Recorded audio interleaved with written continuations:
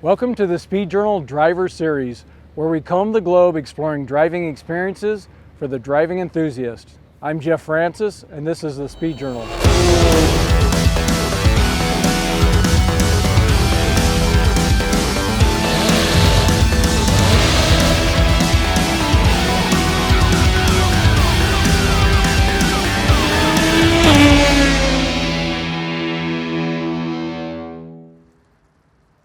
Today we're in Le Mans, France, about 2 hours from Paris. We're here for a unique driving opportunity with Porsche leading up to the famous 24-hour endurance race.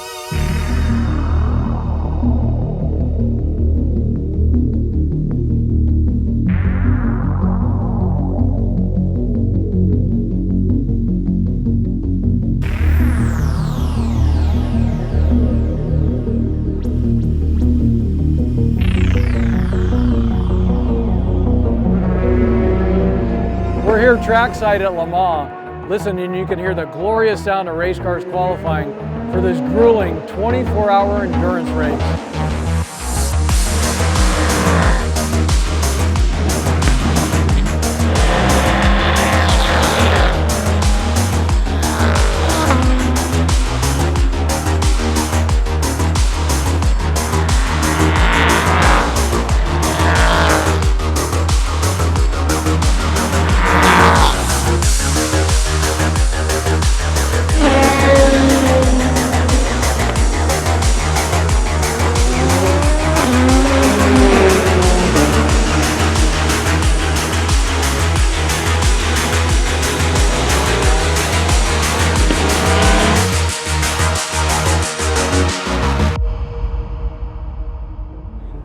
Porsche's unbridled success at Le Mans is a celebrated legacy.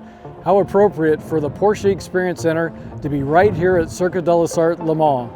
Here, the adventure begins.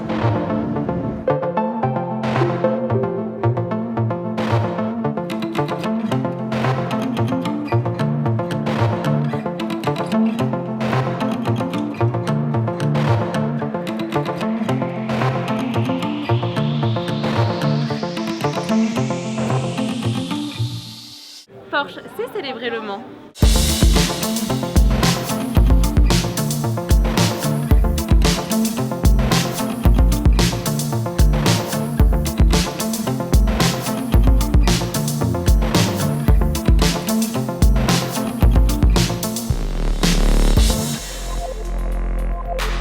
Patrice, how are you? Hey Jeff, well, very well, thanks, and to you. Oh, wonderful, thank you. Patrice is our driving coach today, and he's going to share with us our track strategy. Yeah, it's a really incredible experience today doing one life because we propose to you to doing the 3 sessions of the complete lap of the 24 hours long track. Yes. So it's fantastic because in your first session you can was going for to discover the different parts of the track, the Dunlop curve, the Indianapolis curve, so it's really nice. But really quickly, after 2 or 3 laps, we can go faster because we are here for to go so fast.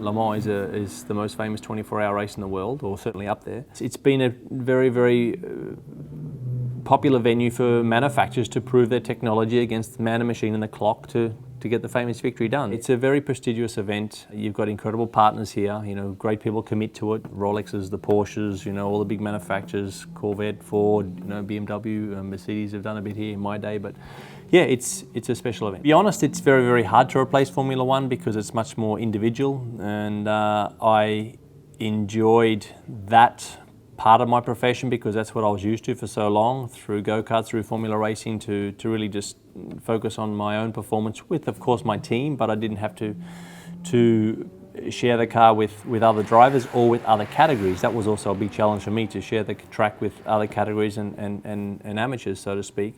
So that was a big shift, but once I got used to that, I actually enjoyed it a lot more than I thought I would. My teammates, I enjoy a tremendous relationship with, even to this day. I get on great with them, and we had such a fun time. And there's nothing really like when you put it all together and you get the victory. That's special. So driving at night as well, obviously, is a big difference compared to Formula One. So there's a lot of components which are very, very different. Of course, Formula One is still definitely a little bit more challenging, I would say. But the opportunity to race on this track against the clock, to try and get the car to survive, to push the boundaries, to have cohesion with your teammates. The pit stops have got to be slick, everything's got to be organised, everyone's tired, everyone's emotional, there's sleep deprivation.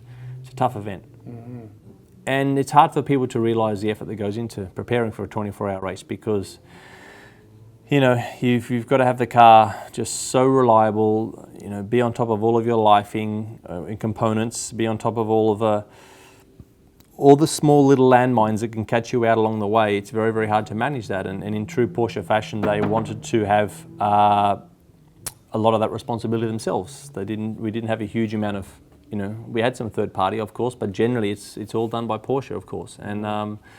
And we were very optimistic with that technology. At the time, everyone said we were dreaming to have the hybrid 919 at the time. When we started to develop that car in 2012, everyone thought that the concept was too aggressive and too forward thinking. Mm-hmm. We can talk about that now in 2019 and say, well, yeah, it was a good idea, but at the time it was very brave, and that's again was a really busting a bit of a myth that Porsche wanted to do it in a different way, and it was a very dominating hybrid package with the way we could, with 800-volt battery, and we could deploy a lot of power, we could do a lot of things which gave us maximum flexibility in the car, which is what we wanted to win the race. What a tremendous experience to get the opportunity to drive on such a fantastic circuit, super high speed, long straights on Mulsanne, then come back to the Porsche curves, and this is iconic. This is one of the top 3 circuits in the world. Yeah, just have that to yourself, mate, because it's as you know, the track is public road, so for so much of the time to get the track to yourself is just so rare. It's only the racing drivers who really get that. So when I say racing drivers, it's race events that only get that. So so for Porsche France to be able to carve off this time for special guests like yourself, mate, to have a run, it's great. It is, it's fascinating.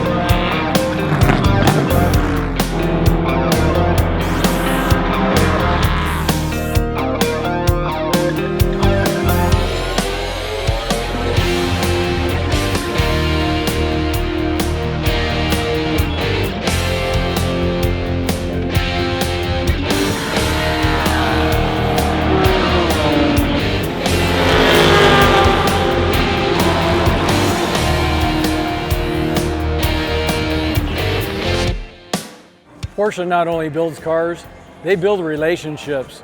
Today's Le Mans experience was a testament to their passion for driving and their commitment to the Porsche owner.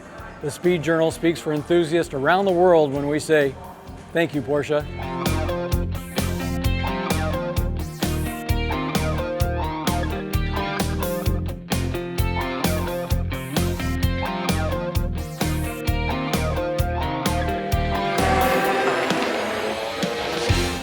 Driving Le Mans was incredible. It was so blindingly fast. We weren't competitive racing or testing the stopwatch, but I did drive that 992 as fast as I dared. The experience was epic.